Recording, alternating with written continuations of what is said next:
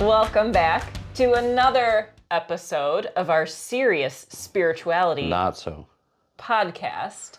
We are your hosts. I am Halina Schriefer. And I am Paul Narus. And we are coming from a different location in Ordinary Pioneer. A better location. We are in the sanctuary on the couch space. Well, it's more of a love seat. It is a love seat.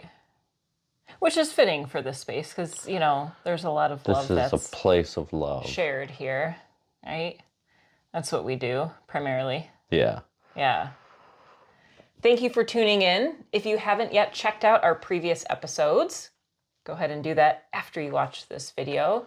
We have a whole bunch of other ones on fear and on faith and on unconditional love and tuning into the voice of the universe, all kinds of good stuff in there. But this episode... Some of them I remember doing. This episode, we are talking about healing your body, which is, I think, a topic that many people could find helpful. And many people come to Ordinary Pioneer with physical ailments. I'm sure that's an ailment in itself, not being able to say ailment, such as autoimmune disorders, all kinds of different diseases. Foot pain. Leaky gut, foot pain, chronic fatigue, migraines, all kinds of things. So we wanted to open up the conversation to talk about what we've learned. And also, we encourage you to hop down to the comments and share what you've learned about healing your body. Also, any other topics you'd like to us to discuss? We should have done some throat clearing before. Yes, any other topics you'd like us to discuss? Yep, drop them in the comments. So, healing your body. Do you want to start or you want me to start? Go ahead. All right. Go ahead. I'm going to stare vacantly for a while. What's over there? You can do that the whole time. Until it's my turn to talk. So, a couple years ago, actually, we're just gonna jump back in time. We're gonna Pulp Fiction this and go way, way, way back to my youth. And I was sick a lot. I had strep throat a lot. Even when I had no symptoms, I would test positive for strep throat. So, true story. I would fake sick a lot, but then it turned out I actually would be sick. Yeah, so I enjoyed that because I never really liked going to school. However, it kind of gave me some things to consider as I got older and different mysterious symptoms would pop up. And I would get blood work done and they would be like, okay, you're squeaky clean, nothing's wrong with you. Meanwhile, I have chronic fatigue and muscle aches, muscle weakness, heart palpitations, dizzy spells. I mean, all kinds of different things. And this went on for a couple of years. So that was really tough. And I went on many different diets for several years. And they helped a little bit. They would clear out, candida overgrowth. I was diagnosed with SIBO, so it kind of helped clear some of my gut issues.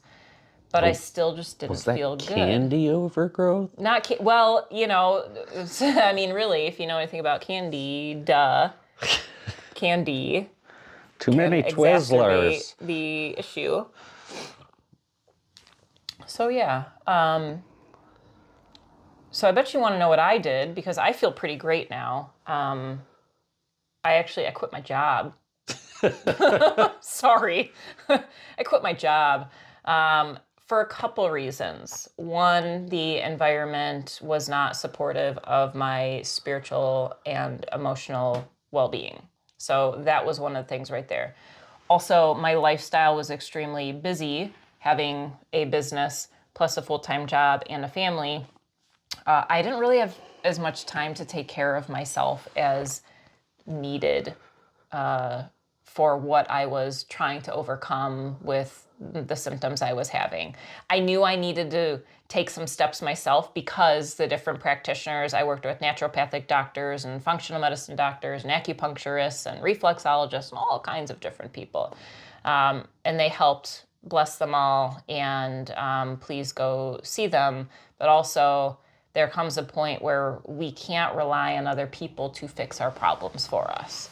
So leaving this job behind opened me up to really demonstrate how much I love myself and how much I'm committed to my spiritual growth and my physical and emotional well-being. So I ended up going on a vegan diet for 9 months, and that really helped. It was an anti-inflammatory diet. That really helped. So yeah, and after 9 months, I was feeling better than I had ever remembered, and then I still had room to feel better.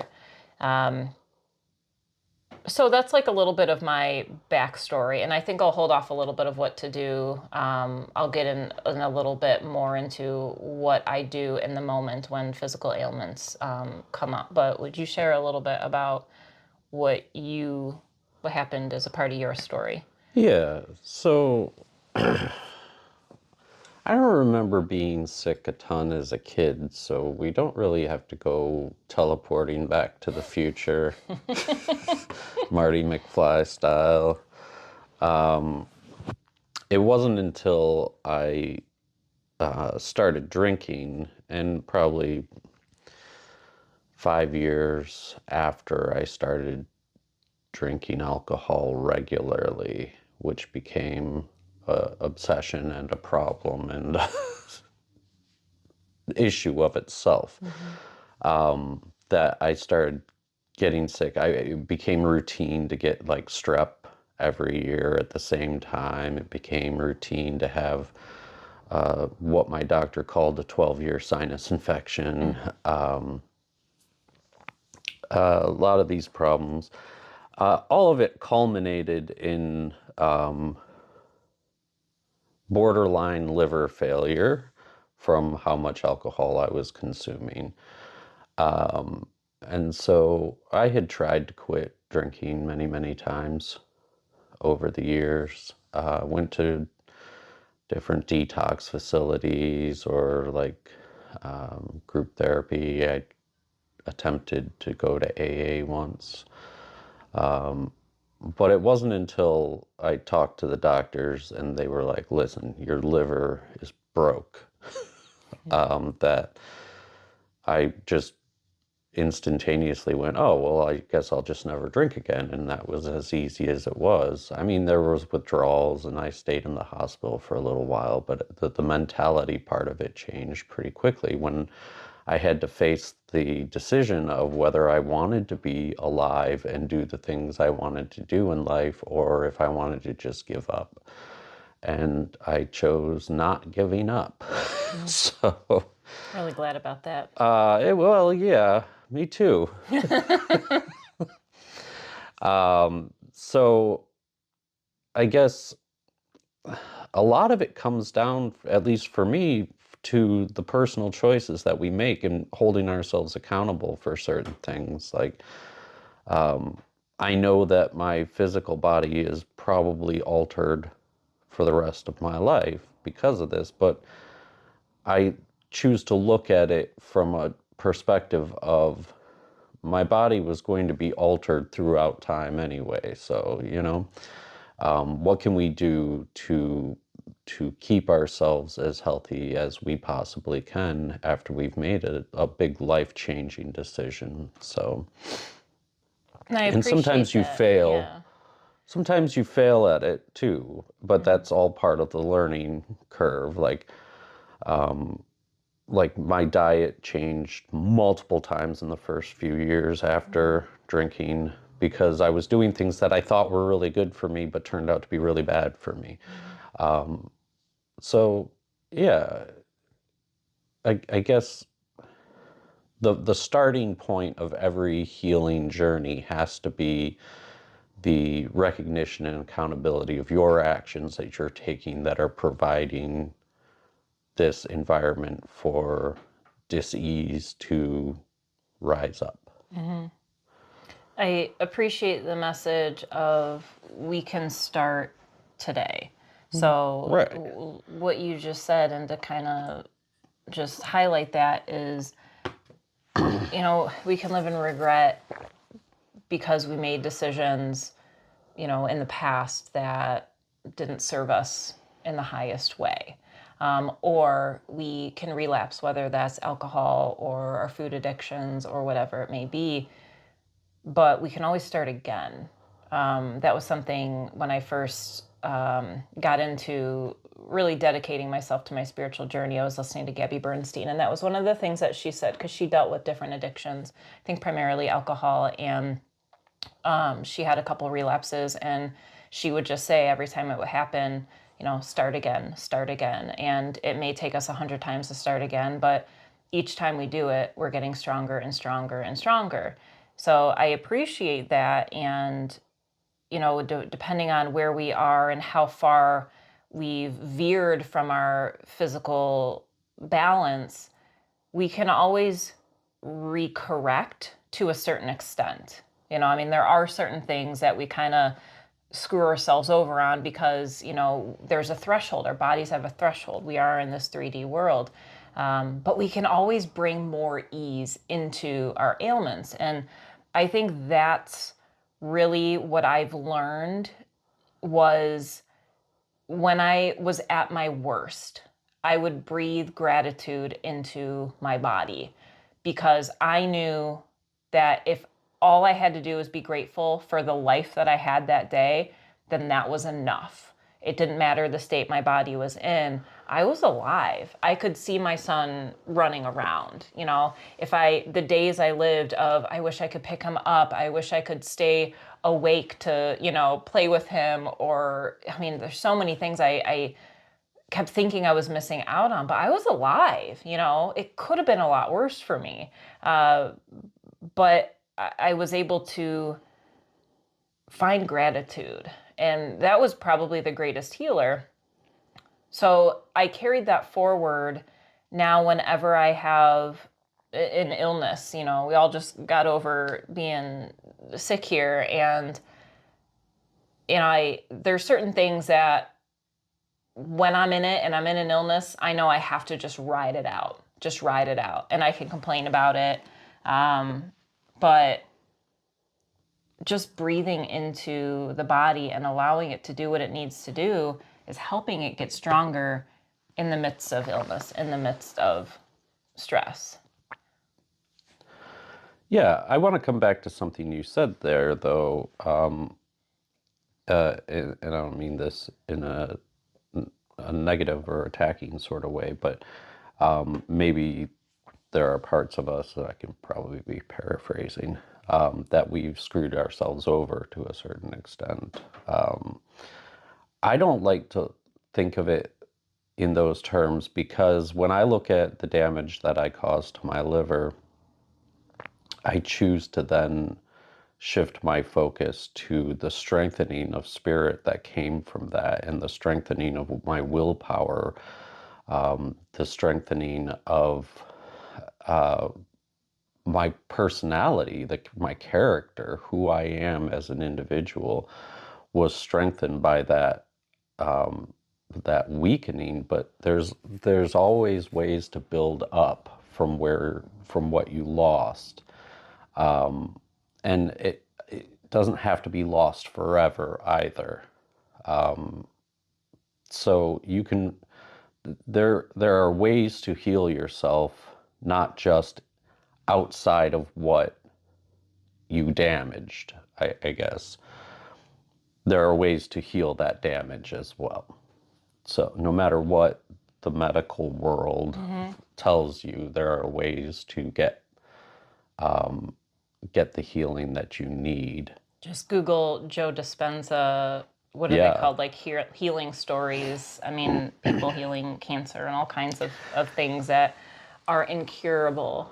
And you think of it as this fantastical or like maybe just this person was so good at convincing themselves, but we're all absolutely capable of it. Yeah. So, And thank you for taking us to that depth, because there's nothing lost here. And when we go through any kind of physical distress or distress associated with the physical realm, it can be helpful to remember that we're not here to live forever in the body, but we know that we are living forever as the spirit.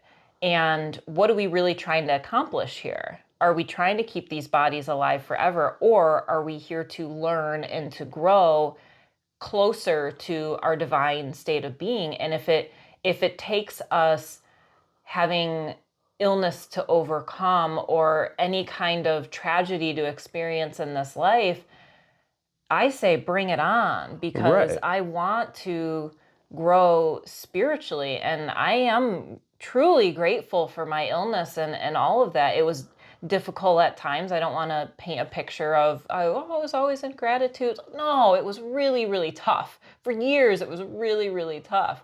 But taking those moments to find gratitude put me in the mindset to receive the healing.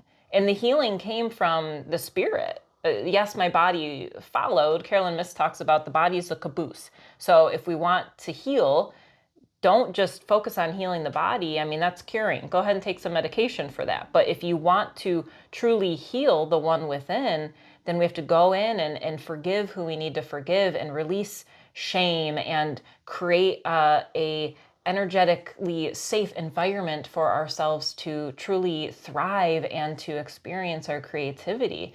And that's how that vibrance comes through.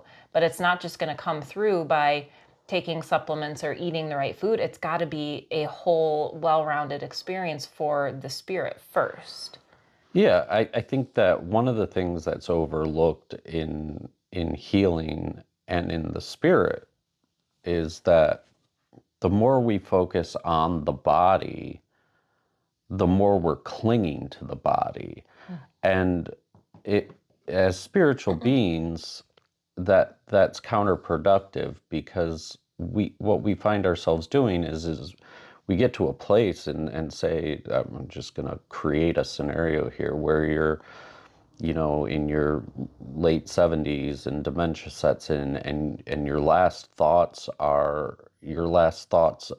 that are conscious before you slip fully into that dementia state are how ungrateful you are for this disease. Like, I mean, you're focusing on the body, and your last thoughts are a place of not gratitude. And that locks you into the physical form where it's a struggle then. Or say you're diagnosed with cancer at age 50 or something, and you're cursing this disease inside of you. You're focusing on the physical, and you're not focusing on the spirit part of yourself. So when all your focus is on the physical, there is nothing but what you're doing is recognizing the the disease itself. You're giving it credit for defeating you to a certain extent, or bringing you close to defeat. And if you can focus on the spirit, you can let go of that physical part. And it doesn't mean that everybody's going to let go and it's going to cure. But what you can let go of is this need to be a whole person in that, or a physically whole person in that moment. Yeah.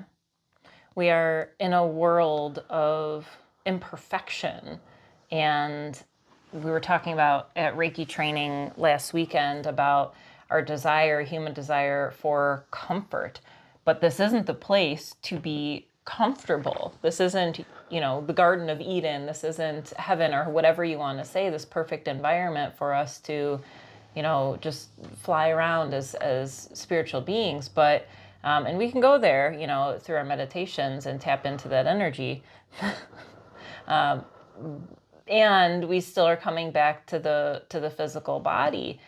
But with the imperfections and the ailments that we face, it's something that was brought to me by my grandfather, who's no longer in the body, and he came to me in a vision one day when I was actually in the middle of a cacao ceremony, and he comes, and I haven't seen him since, like, right after he passed. He presented himself to me, and it was really beautiful. But he came to me in like the state of like complete complaining about my life, and he said, "You don't realize how blessed you are." And he showed me all these souls with him, and he said, "You are in the body. You are blessed to be in the body."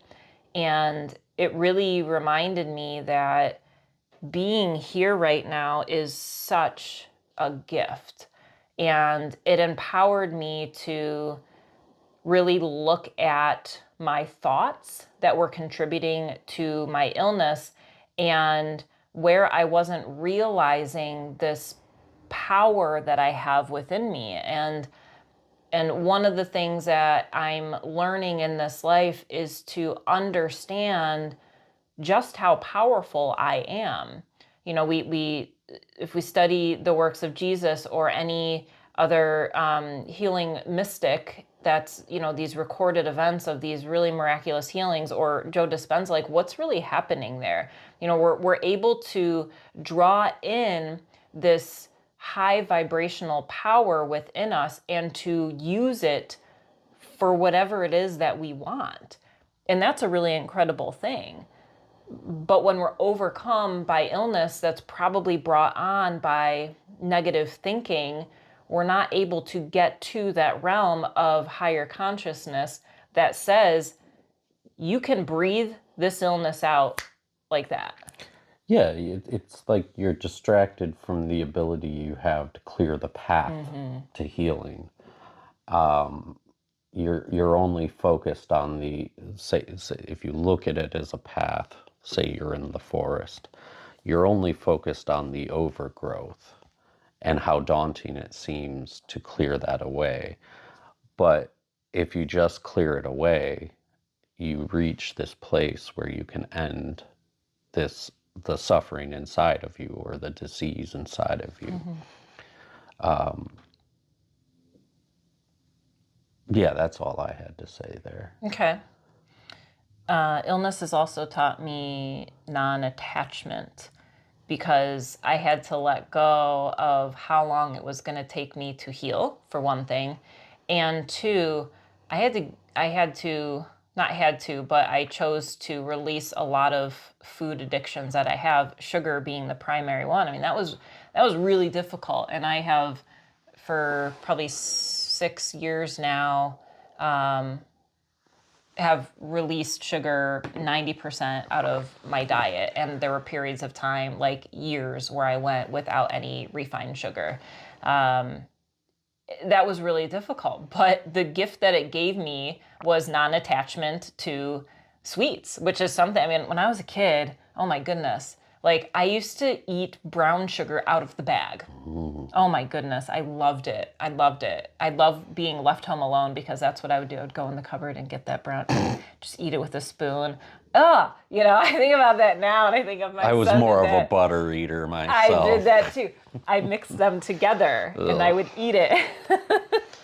I'd make marshmallow goo, you know, with the butter and the marshmallow. I wouldn't even make like Rice Krispie treats. I would just make the goo and just sit there and eat it. So I had an addiction to sugar from a very young age. Chocolate was another thing, you know, meat, like the period of time when I gave up meat. So it taught me non-attachment of what wouldn't I do in order to feel better? You know, the answer is, I mean, I would do anything. And I pray that others don't get to that point where you don't have a choice. You know, I mean, you always have a choice. You could eat yourself, you know, to death if you choose. But the message I'm trying to get out is to learn on attachment now, learn to love your body now, learn to take care of yourself now, so your ailments don't get to the point where you can't go to work, or you can't pick up your child, or you can't stay awake for an extended period of time. I mean, these are all things that I went through, and I know so many others have. So looking at what am I addicted to. This could be technology too. This could be an addiction to success or working, creating stressful environments. It could be addictions to our traumas, focusing on that, bringing blame, pointing everything back to this is what was done to me. All of that leads to illness. So releasing that and freeing ourselves from those bonds allows the body to do exactly what it needs to do in a calm and peaceful way, which is heal itself. Yeah. Yeah. Focusing on one thing in particular, as I can't go through my day without it, is probably a negative thing. Yeah, like bubbles. No, Like bubbles. that's different. It's just water. Oh my goodness. Carbonated water is not found in nature. Again, the bubbling brook. Oh my goodness. Or a bubbling spring. I also want to talk about energy healing as a part of this as well, because for me, Reiki has up-leveled my physical healing, and it empowered me to, one, be in tune to the energy that is in my body. So being able to track the illness to my liver or my heart or my bones or wherever, pinpoint the inflammation in my body, so then I can begin to open up and flow balance energy into that space. But you have a really interesting story that I'd love for you to share, which is taking these T cells in your body and taking that energy and moving it where it needs to go. Well, I don't know if the T cell thing is actually what the term is, but what came about in my mind was that your tongue in general is the fastest healing organ in your body. If you think about, like, if you burn your tongue, it hurts, but very quickly it goes back to normal. Or if you burn the inside of your mouth, yeah, it's terrible and you get those little dangly things, Yeah, I hate or whatever. Those things. Anyway, but it's healing instantaneously. Like, it goes from the moment of damage to healing very quickly. And it's very regenerative. So what I decided in my mind was, I had all this damage in my liver, to focus my mind and energy on sending the cellular communication down to my liver. And the effects were very profound at first. And I say at first because other things happened in life. But the miraculousness of the reduction of inflammation, of the reduction of scar tissue, of the reduction of the fat buildup in my liver was really kind of amazing after practicing doing this like once a day for, I think it was only just 7 days, but then I went and saw my doctor and he was kind of blown away by the results of my tests. Because they tell you that cirrhosis of the liver is incurable, but that's only because they don't have a cure. Mm-hmm. They don't have a drug they can give you that takes it all away. Mm-hmm. That is not the definition that's not what we're trying to achieve. Is like, yeah. I don't want more drugs. Drugs caused the problem in the first place. So, yeah, it's that whole process and that whole mindset, and coupling that with a lot of different herbal remedies and things like that. But it wasn't until I realized how important, because I switched to an all vegetarian diet, and then I went vegan for a little while, then I went back to just being vegetarian, then I did pescatarian, and then, but I never I was always absolutely against eating meat multiple times in 1 week. But it wasn't until I realized how important animal protein was to the regeneration of my liver that it actually started healing and staying healed. Mm-hmm. Yeah. And I could say the same thing with the reason I came off the vegan diet was I noticed I started to feel physically depleted at 9 months. And then I'm grateful for that time of releasing meat from my diet because I'd never done that before. That was an attachment that I had was meat. I grew up on a farm, so like we all ate meat. um, and but it brought me back to an appreciation for the sacrifice of the animal and the sacredness that's there, and so I became more mindful about how much meat I ate. I would say I would eat it medicinally, once a week, have a actual portioned out size, not like a big hunky cheeseburger that has been processed and all Beef these and things. cheddars from Arby's. Beef and cheddars. Oh my goodness. But yeah, and with going off of what you're saying with taking the energy of the body, I also want to talk about the emotional shifts that are available for us in the physical healing process. So for me, my heart is usually the one that screams out first. It's very easily irritated. And when I was last year, towards the end of last year, I started to get these heart palpitations again. And I was going through these heart shifts, these like feeling things from my childhood coming up. And instead of just focusing on, oh, my heart's palpitating, what am I doing wrong? And those thoughts came in. I started to practice going into the energy of my heart and asking it, what's going on? What is it that you are trying to bring my awareness to? And when I realized the emotional ties to my childhood, I started to bring about words of validation and encouragement to myself. I would speak to my heart, I love you and I'm here for you, and you don't need to hold on to the shame. You don't need to hold on to these concerns or this old view of what somebody else thought of you to be. You can let that go and be yourself. And I would have these conversations and I would notice this peace, this calmness come into my heart, where it would go from beating, a crazy amount. I don't know how many beats per minute, but then it would shift and beat like a normal amount. And it would amaze me at first, but it just reminded me, wow, I'm really in control of my energy and my experience of this body. And so if we are able to shift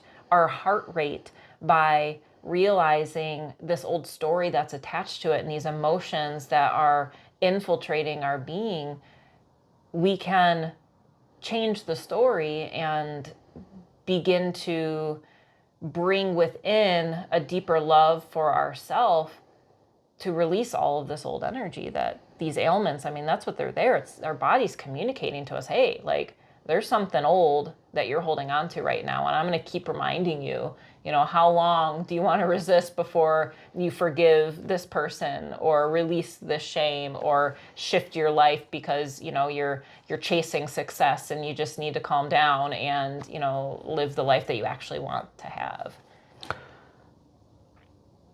Yeah, I do want to bring up something that can happen just because it happened to me, but my father passed when I was still in my teens, and I developed like a psychological transference to his heart disease.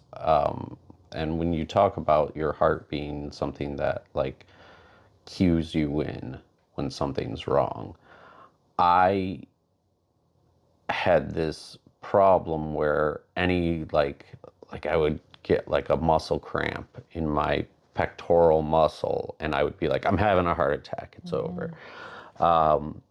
So I kind of like developed boy who cries wolf syndrome with my heart, where my heart would try to warn me about something legitimate happening and I'd be like, oh, it's probably just a muscle pain, it's not something to really deal with. And that kind of led me off course for a while. So make sure that you're properly analyzing. Like when you're listening to your body, make sure you're listening to the part of your body that's actually communicating to Mm-hmm. you.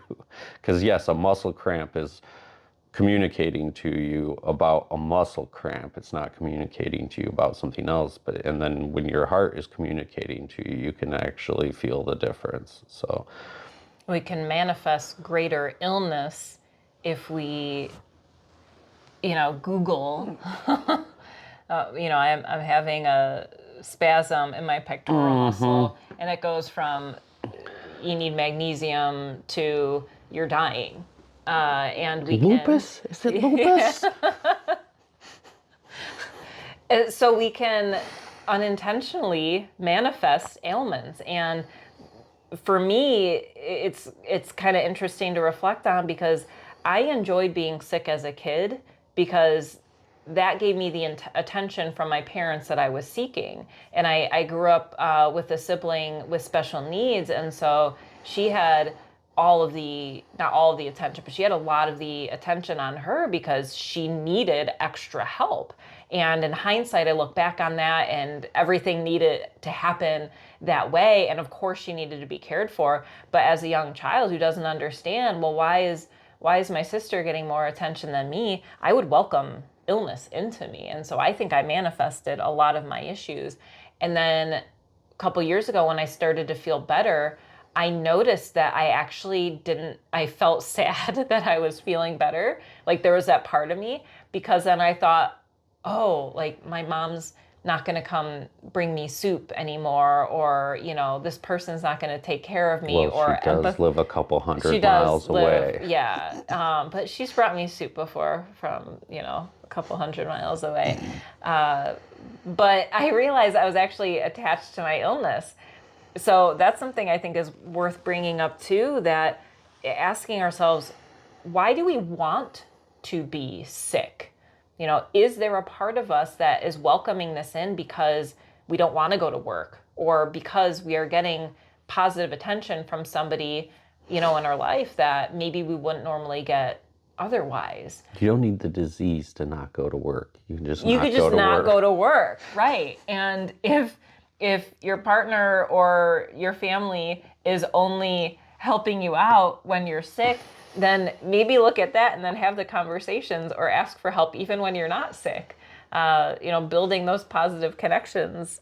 So that was something interesting that came up for me, and I've had to release that from my reality. There's a comforting nature to it because you're being comforted. Yeah. Yeah. But we can ask for comfort when we're feeling well too. You know what sounds good? Chicken noodle soup. Yeah, you can literally have it anytime. Just not out of a can. Don't eat it out of a can. Yeah, we're focusing on healthy, nourishing foods. Yeah. You don't need a can that's 50% salt. Right.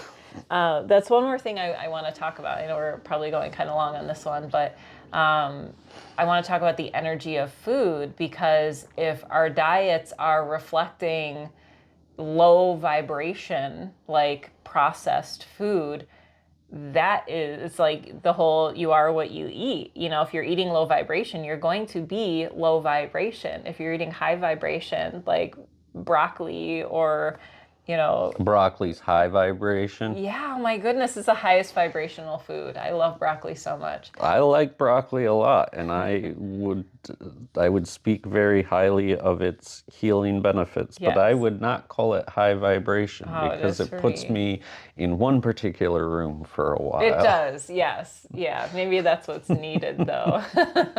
But looking at the foods that we're eating as how we want to be throughout the day.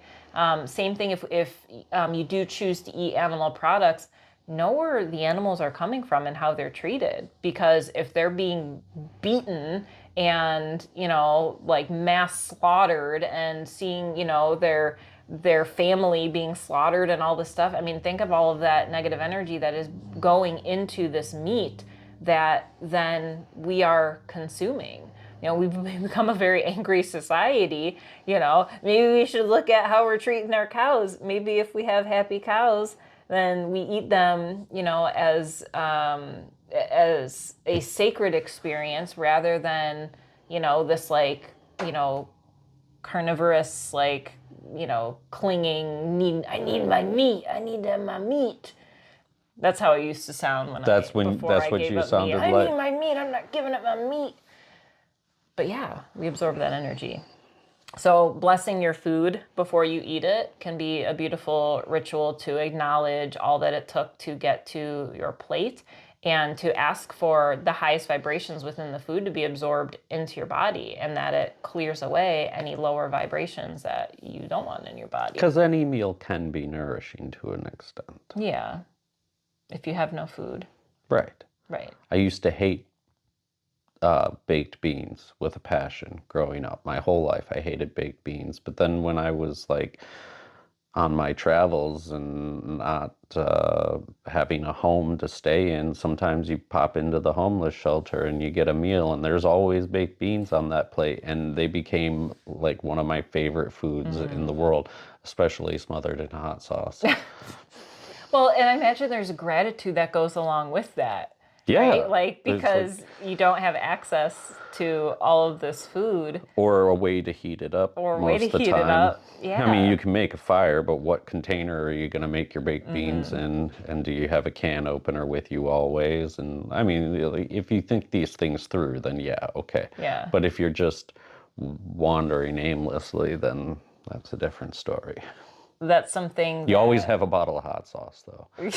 Travel hot sauce. You'd have nothing of course. but hot sauce. Every bag I ever took with me had hot sauce in it. Yeah. And that is something that living lower income and with less financial resources, it's taught me gratitude for the nourishing food. Like, one, I have to be more mindful of the foods that I buy because I have X amount of resources. But two, when I get it, then it's like, wow, like it becomes that much more rich for me to eat this broccoli, giving thanks for, being able to have this nourishment in front of me. It becomes much more of a sacred experience versus living in this society where, when I worked a full-time job and I had more money, I wouldn't pause to give thanks for my food. I would just eat it because it was just, that's what you do. We're humans and we buy food and then we eat it. But being able to, really be mindful about spending, investing in nourishing food has really helped amplify the gratitude that I have for that nourishment. Yeah. I'm not saying quit your job and, live that's my job. Means, but maybe if you are mindlessly buying, food that isn't serving you, this is what it taught me, and I'm grateful for that. I wouldn't change it. Or if you're uber wealthy and sending someone else to buy foods for you. Yeah, think about how detached we are, or having somebody else make us food versus making it ourselves. We don't have to be a good cook, but cutting your own vegetables and then eating them, it's such a sacred act, and then we get to see the process of it versus if you hire a good personal shopper, though, they care about what you're eating. Yeah. They're like, I'm going to buy this for them because it's nutritious and delicious for them. And then that adds to the positive vibration. See, I would love that job. I would shop for people and cook them nourishing food. Maybe we should open a business. Yeah. Oh, we've already got one. Full service at Ordinary Pioneer. Anyways, thank you for sticking around for the mindless chatter at the end. I know, we could go on and on with this. Do you have any questions for us? Hop down to the comments, ask your questions, and let us know what topics you would like to hear. We're going to try to get back to our weekly schedule. We took a little hiatus off in the month of March. Because of illness. So we're back at it. Let us know what you want to hear. And if this is your first time with Ordinary Pioneer, we welcome you and we invite you to go to our website, ordinarypioneer.com. We also invite you, if you resonate with these messages and our mission to bring accessible healing to the community, we are asking for donations. Any amount is received with so much gratitude. Your donation goes directly to supporting those within the community with limited financial means to receive Reiki sessions, attend yoga classes, and get involved in a really loving community. So we are thankful for all of the ways that you contribute to the success of this community and to the success of this mission. It's a mission. It's a mission. Namaste. Have a great week. You're not going to rhyme? What? Why would I? Namaste, have a good day. No. Let's try that again. Namaste. Have a good week. Oh my God.